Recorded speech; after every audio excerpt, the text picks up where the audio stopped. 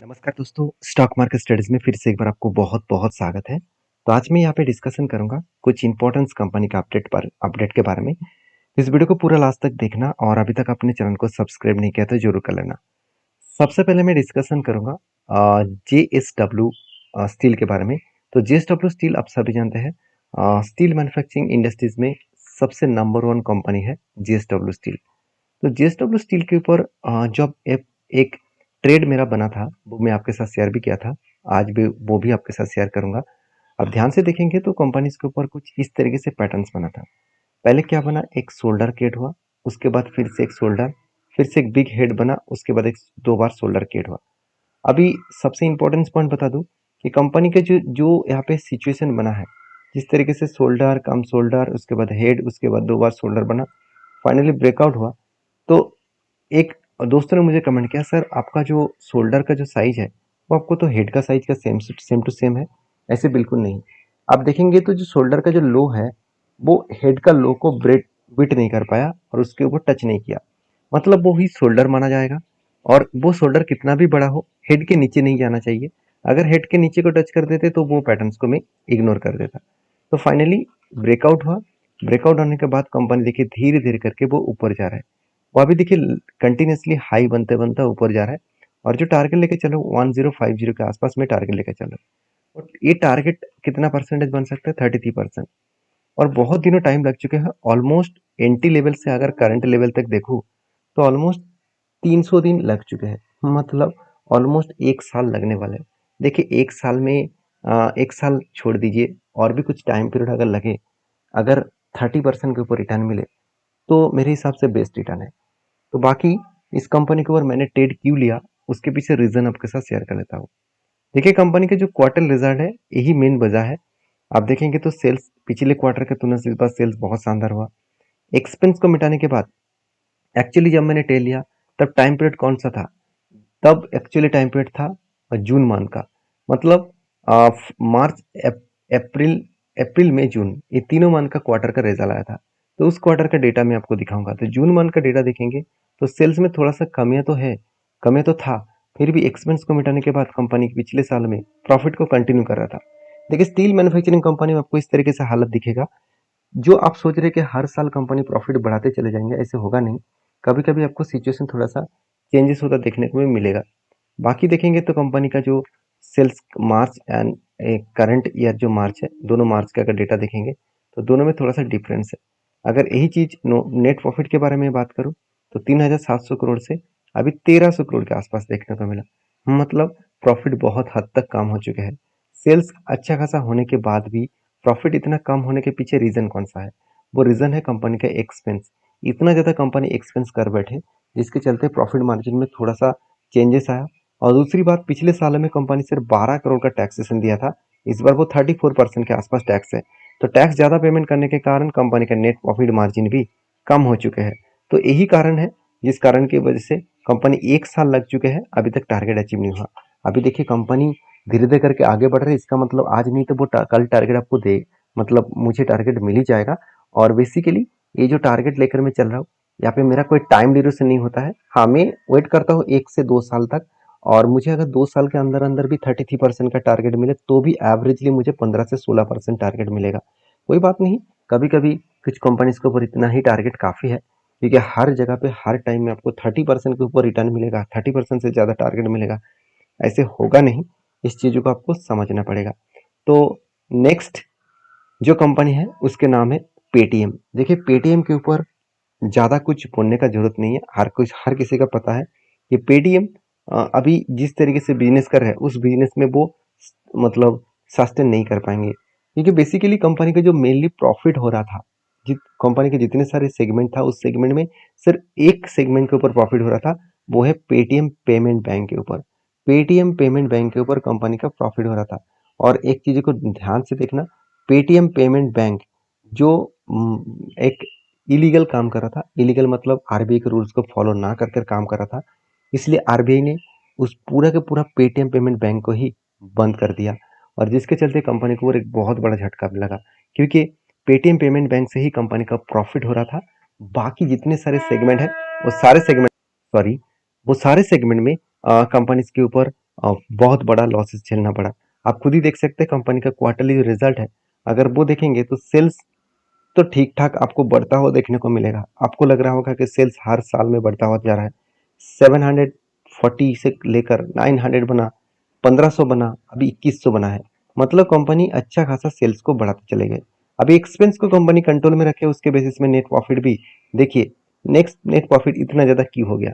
क्योंकि कंपनी जितना इतना भी सेल्स करने के बाद कंपनी कंपनी अच्छा खासा एक्सपेंस कर बैठे, और जिसका डायरेक्टली इम्पैक्ट कंपनी के यहाँ पे नेट प्रॉफिट में देखने को मिला। हाँ, कंपनी लॉसेस में है, इसलिए कंपनी को टैक्स नहीं देना पड़ा, और लॉसेस होने के कारण कंपनी एक स्ट्रगल मूड में है।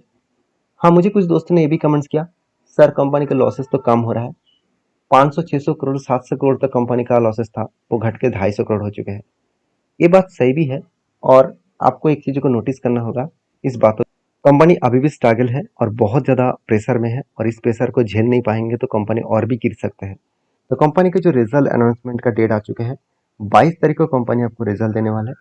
और कंपनी के जो चार्ट पैटर्न है उसके बारे में चर्चा करूँ तो आप देख सकते हैं, कंपनी के ऊपर बिग बिग सेलिंग प्रेशर यहाँ पे इसीलिए बना क्योंकि आरबीआई के पॉलिसीज के बाद इस कंपनी के ऊपर पूरा के पूरा पासा ही पलट गया, और कंपनी का हालत बहुत बुरी तरीके से बिगड़ता चला गया। अभी कंपनी के ऊपर जो सेलिंग प्रेशर है उसके बारे में बात करूँ तो आप ध्यान से देखना, कंपनी के ऊपर मैंने एक रेंज यहाँ पे आपके साथ शेयर किया था। वो स्ट्रांगली यहाँ पे क्या बना है, एक सपोर्ट बना था, यहाँ पे सपोर्ट बना, यहाँ पे सपोर्ट बना, और फाइनली इस सपोर्ट को तोड़ दिया। तोड़ने के बाद देखिए कंपनी धीरे धीरे करके नीचे आया, ऊपर जाने की कोशिश तो कर रहे थे, मगर जिस तरीके से सीनरी बन रहा है, मुझे लगता है और भी ज़्यादा गिरावट का माहौल यहाँ पे देखने को मिल सकता है। तो बाकी इस कंपनी के ऊपर आप किस तरीके से ट्रीट करते हैं जरूर मुझे कमेंट्स करना, क्योंकि कंपनीज के ऊपर अभी भी प्रेशर है, और जिस तरीके से कंपनी के ऊपर म्यूचुअल फंड काम कर रहे हैं, वो अगर बता दूं म्यूचुअल फंड कुछ क्वांटिटी को ऐड किया, इसका मतलब आप देखकर खुश मत हो जाना कि म्यूचुअल फंड बाई करे तो कंपनी रॉकेट बनेगा। हाँ, कुछ टाइम ऑफ पीरियड में शायद पॉजिटिव हो सकते हैं, तो उसके बाद कंपनी भागना स्टार्ट करेंगे। देखिए, मैं लॉस मेकिंग कंपनी के ऊपर काम नहीं करता हूँ, पहली बात। दूसरी बात, कंपनीज का बिजनेस जब तक स्ट्रांग ना हो, जब तक मैनेजमेंट क्लियर ना हो, मतलब क्लियर कट काम करता हुआ ना दिखे, कोई फ्रॉड ना करे, तो उस मैनेजमेंट के ऊपर ट्रस्ट करता हूँ और उस कंपनी के ऊपर काम करना मैं शुरू करता हूँ। तो मेरे पास इस कंपनी का कोई भी होल्डिंग नहीं है, कोई भी इन्वेस्टमेंट और ट्रेडिंग नहीं है। तो जब कंपनी का कुछ अच्छा डिसीजन आएगा, कुछ पॉजिटिव थिंकिंग दिखेगा, तब मैं कुछ डिसीजन लूंगा। नेक्स्ट जो कंपनी उसका नाम है सुजलॉन एनर्जी लिमिटेड। तो basically Suzlon energy limited India के नंबर वन विंड प्रोजेक्ट के ऊपर काम करने वाला कंपनी है। तो सबसे ज़्यादा विंड इंस्टॉलेशन इसी कंपनी की है, और सबसे ज़्यादा पावर जनरेट विंड इंस्टॉलेशन के माध्यम से यही कंपनी कर रहा है। अगर बेसिकली कंपनी के बिजनेस को आप देखेंगे तो टोटली जो बिजनेस है आप यहाँ पे देख सकते हैं, कंपनी क्या बता रहा है, company is renewable energy solution provider, और it is business of manufacturing project, मतलब एक्स जो एग्जीक्यूशन है, उसके साथ साथ ऑपरेशन एंड मेंटेनेंस, सारे के सारे किसके ऊपर है, विंड टरबाइन के ऊपर, विंड टरबाइन जेनरेट के ऊपर। एंड सेल्स भी कंपनी करते हैं, और साथ ही साथ कंपनी सर्विसेज और इंस्टॉलेशन भी करते हैं। Company total it has installed 20 plus gigawatt wind energy, and 17 countries को कंपनी खुद के प्रोडक्ट को सेल्स भी करते हैं। तो टोटल विंड जो farm with the capacity with the 13,880 megawatt का, तो कंपनी का जो प्रोजेक्ट है बहुत तेजी से एक्सपेंड किया जा रहा है, क्योंकि इस प्रोजेक्ट के ऊपर गवर्नमेंट भी फोकस रखे हैं, ऑल ओवर वर्ल्ड इस तरीके से प्रोजेक्ट के ऊपर ध्यान दिया है। तो बेसिकली अगर देखा जाए तो कंपनी के ऊपर जो सर्विसेज रिलेटेड अपडेट है वो मैं आपके साथ शेयर किया हूँ। बाकी कंपनी के ऊपर सबसे बड़ी बात है, कंपनी के जो मतलब क्लाइंट्स है वो कौन सा है, आप देखेंगे तो एसीसी इसका क्लाइंट्स है, अदानी रेन्यूएबल इसका क्लाइंट्स है, Aditya Birla group, Bajaj, GAIL, Hero MotoCorp, ITC, ONGC, Reliance, SBI, Tata, TVS, Vedanta, और भी बड़े से बड़े क्लास इसका क्लाइंट्स है। कंपनी का रेवेन्यू जो आ रहा है, सेल्स विंड टर्बाइन्स के ऊपर जो रेवेन्यू आ रहा है 73%, एंड ऑपरेशंस ऑन मेंटेनेंस के ऊपर 27% का कंपनी का रेवेन्यू देखने को मिला है। तो बेसिकली कंपनी का जो जियोग्राफी के लिए बिजनेस है, वो देखिए outside of India 6%, domestic sales 94%। तो आउटसाइड ऑफ इंडिया में सबसे ज़्यादा कंपनी काम जो कर रहा है, आप देख सकते हैं कहाँ कहाँ पे है, यूरोप में है 1%, यूएस और कनाडा में 2%, और बाकी अदर्स कंट्रीज में 3%। तो कंपनी बिजनेस को एक्सपेंड करना चाहते हैं, तो कंपनी के एक टाइम अलग अलग कैटेगरीज का बिजनेस था, वो सारे बिजनेस को बेचने के बाद कंपनी डायरेक्टली इस सोलर प्रोजेक्ट के ऊपर ही ज़्यादा से ज़्यादा फोकस रखें।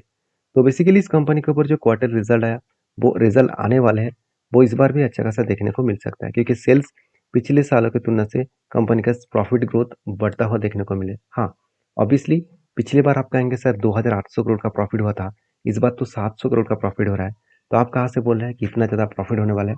एक्चुअली कंपनी का प्रॉफिट ठीक ठाक ही है। अगर ऑपरेटिंग प्रॉफिट को देखेंगे तो कंपनी का ऑपरेटिंग प्रॉफिट ज़्यादा हुआ, तो कंपनी आधा से इनकम ज़्यादा किए थे इस पिछले बार, तो जिसका फायदा डायरेक्टली कंपनी को मिला। बाकी स्विट्जरलैंड के ऊपर जो मेरा टेक्निकली चार्ट पैटर्न्स बना है, आप देख सकते हैं कफ विद एन पैटर्न्स बना और फाइनली ब्रेकआउट हुआ, रिटेस्ट किया, तब मैंने एंट्री लिया। एंट्री लेने के बाद एक बिग फॉल देखने को मिला। अराउंड जो फॉल देखने को मिला था एंट्री लेवल से ऑलमोस्ट ऑलमोस्ट 18% के आसपास। तो मैं इंतजार कर रहा था जब भी इस लोअर साइड को टच करेंगे तब एंट्री लूंगा, तो उससे पहले ही कंपनी रिबैक किया और मुझे लगता है यहाँ से वो कंपनी एक जर्नी अच्छा खासा दिखा सकते हैं। तो बेसिकली अगर करंट लेवल से टॉप लेवल तक देखूँ तो एक अच्छा खासा धमाका जर्नी देखने को मिल सकता है। तो बाकी आपकी क्या राय है जरूर मुझे कमेंट्स करना। वीडियो अच्छा लगे तो प्लीज़ लाइक करना। नेक्स्ट जो कंपनी है उसके बारे में चर्चा करूँ, उसका नाम आप देखेंगे तो बालाक्सी फार्मास्यूटिकल्स लिमिटेड, जो 700 करोड़ का कंपनी है और इस कंपनी ने चार्ट पढ़ने के हिसाब से बहुत ज़्यादा शानदार कुछ टाइम ऑफ पीरियड में धमाका दिया है। शायद इसीलिए कंपनी ने एक बहुत बड़ा डिसीजन लिया स्प्लिट देने का। 13 ऑफ मई कंपनी एक के बदले 5 शेयर आपको देने वाला है और वो भी स्प्लिट के हिसाब से। तो जो लोग स्प्लिट पाना चाहते हैं तो एक बार रिसर्च करिए कंपनी के ऊपर, उसके बाद काम करिए। मेरा काम था सारे इंपॉर्टेंस पॉइंट को आपके साथ शेयर करना, आपके काम है ये सारे पॉइंट्स को वेरीफाई करके काम करना। तो प्लीज़ ब्लाइंडली किसी कंपनीज के ऊपर काम मत करना, हमेशा आपको सोच समझ कर स्टडी करके ही काम करना पड़ेगा। तो चलो मिलते हैं नेक्स्ट वीडियो में, तब तक के लिए धन्यवाद।